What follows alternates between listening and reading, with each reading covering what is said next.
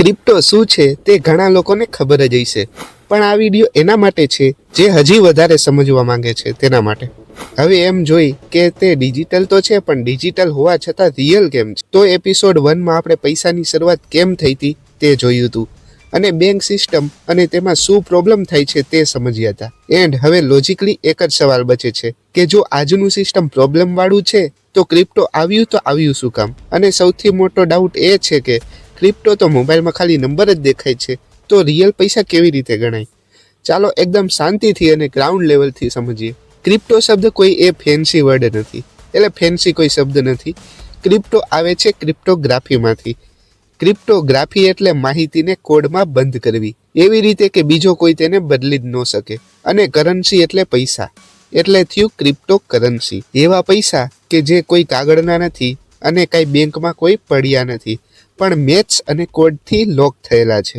પછી ઘણા એમ કે છે કે ડિજિટલ પૈસા એટલે ખોટા જ પૈસા થાય.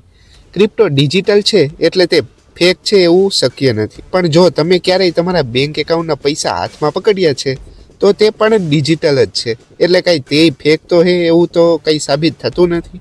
અને સેલેરી આવે ત્યારે કેશ આવે છે કે મોબાઈલ નોટિફિકેશનમાં આવે છે, તો તે પણ ડિજિટલ જ છે. તેવી જ રીતે ક્રિપ્ટો પણ ડિજિટલ છે. આજના 90% પૈસા ડિજિટલ જ છે.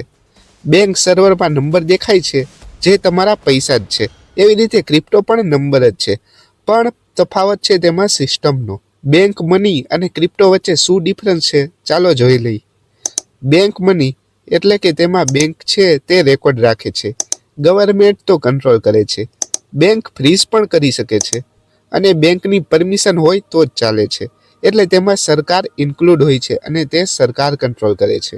ક્રિપ્ટો મનીમાં જોઈ તો કોઈ બેંક હોતી નથી કે કોઈ ગવર્મેન્ટ કંટ્રોલ નથી હોતું, ફ્રીઝ થતું જ નથી અને પરમિશન વગર ચાલે છે, એટલે કોઈની પરમિશન લેવાની જરૂર પણ ન પડે, એટલે તે ક્રિપ્ટો છે. હવે જોઈ ક્રિપ્ટો રિયલ કેમ ગણાય છે. ક્રિપ્ટો રિયલ છે કારણ કે તે લિમિટેડ સપ્લાય છે અને ટ્રાન્સફર થઈ શકે છે, સેવ પણ થઈ શકે છે અને ડેસ્ટ્રોય કરવું એને ખૂબ મુશ્કેલ છે, એટલે ડિલીટ કરવું ખૂબ જ મુશ્કેલ છે. દુનિયાભરમાં એક્સેપ્ટ થાય છે, એટલે બધે સ્વીકારવામાં આવે છે. હવે જોઈ ગોલ્ડ રિયલ છે તો શું કામ છે? કારણ છે સ્કાર્સિટી. હવે સ્કાર્સિટી એટલે થોડીક મર્યાદામાં અને પ્લસ બીજી વસ્તુ છે ટ્રસ્ટ, એટલે સોનું થોડીક મર્યાદામાં જ મળે છે અને તેના પર તેનો સૌનો ભરોસો છે. એટલે તો વાત એવી છે કે બિટકોઇન રિયલ છે તો તે કઈ રીતે રિયલ છે? કારણ છે કોડ પ્લસ નેટવર્કનો ટ્રસ્ટ, એટલે કે તેના સિસ્ટમનો. રિયાલિટી એ ફિઝિકલ હોવી જરૂરી નથી, રિયાલિટી એ ટ્રસ્ટ વર્ધી હોવી જરૂરી છે, એટલે કે વિશ્વાસ હોય જે વસ્તુમાં તે. ક્રિપ્ટો કોઈન અને ટોકન શું છે? અહીં સમજવામાં લોકો મોટા ભાગે કન્ફ્યુઝ થઈ જાય છે. બધાય ક્રિપ્ટો સેમ નથી હોતા, અમુક તેમાં કોઈન પણ હોય છે, જે બેમાં ડિફરન્સ હોય છે. કોઈન એટલે તેની પોતાની બ્લોકચેન હોય છે, એક્ઝામ્પલ તરીકે બિટકોઇન અને ઇથિરિયમ. અને ટોકન એટલે કે જે બીજી બ્લોકચેન પર બને છે, એક્ઝામ્પલ તરીકે USDT અને SIBA. હવે માની લ્યો કે કોઈન એટલે કે જમીન થાય, તો ટોકન બરાબર મકાન થાય. જમીન વગર મકાન નથી, પણ મકાન વગર જમીન જરૂર હોય છે. હવે ક્રિપ્ટો વેલ્યુ તો આપે છે, પણ તેની વેલ્યુ આવે તો ક્યાંથી તે જોઈ લઈ. ક્રિપ્ટોની વેલ્યુ કોઈ CEO કે માલિક નક્કી નથી કરતો. વેલ્યુ આવે છે તેના ડિમાન્ડ અને સપ્લાય પર, પછી તેને કેટલા લોકો યુઝ કરે છે તેના પર, અને તે ફ્યુચરમાં કેવો ટ્રસ્ટ રહે છે તેના પર. સેમ લોજિક ગોલ્ડમાં, લેન્ડ એટલે કે જમીનમાં અને સ્ટોકમાં પણ એમ જ છે. ક્રિપ્ટો અલગ નથી, ક્રિપ્ટો એ એક ડિજિટલ વર્ઝન છે. ઘણાઈને એમ થાય કે ક્રિપ્ટો ઇનલીગલ છે, તો તે ઇનલીગલ નથી. ઇન્ડિયામાં ક્રિપ્ટો લીગલ ટેન્ડર નથી, પણ બંધ પણ નથી. મીનિંગ એવો છે કે ગવર્મેન્ટ તેમાં કંઈ પણ પ્રકારની ગેરંટી લેતી નથી. રિસ્પોન્સિબિલિટી બધી તમારા પોતાની છે. જેમ કે ઇન્ટરનેટ ઇનલીગલ નથી, પણ તેનો મિસયુઝ કરવો ઇનલીગલ છે. હવે ક્રિપ્ટો ઇન્વેસ્ટમેન્ટ છે કે ગેમ્બલ છે?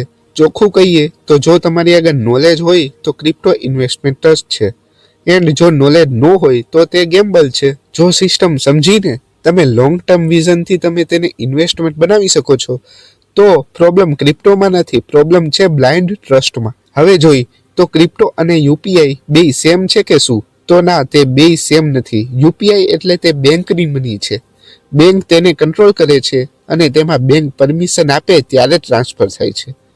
એન્ડ ક્રિપ્ટોમાં સાવ જુદું જ છે.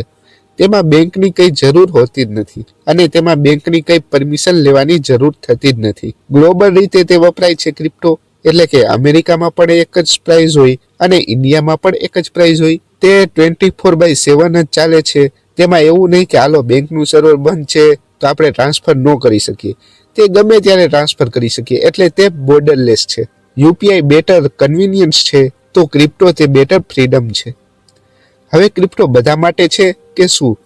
તો ક્રિપ્ટો એ કઈ ક્વિક રીચ સ્કીમ નથી કે ફટદેરાના પૈસા નાખ્યા ને પ્રોફિટ બનાવી લીધા, કે કોઈ ગેરંટીડ રિટર્ન નથી. તેમાં કોઈ પણ પ્રકારની એવી ગેરંટી નથી. હવે ક્રિપ્ટો છે કોના માટે? તો તે લર્નર્સ માટે છે, જે કંઈ નવું શીખવા માંગે છે અને જે ટેકનોલોજી ઓલરેડી સમજે છે તેના માટે, અને લોંગ ટર્મ થિંકર્સ માટે છે, જે ફ્યુચરનું વિચારી રહ્યા હોય તેના માટે જ છે. કાં તો ક્રિપ્ટો તમને પાવર આપે છે, નહીં તો તમને કોઈ શીખ આપે છે. તો બસ આ જ છે.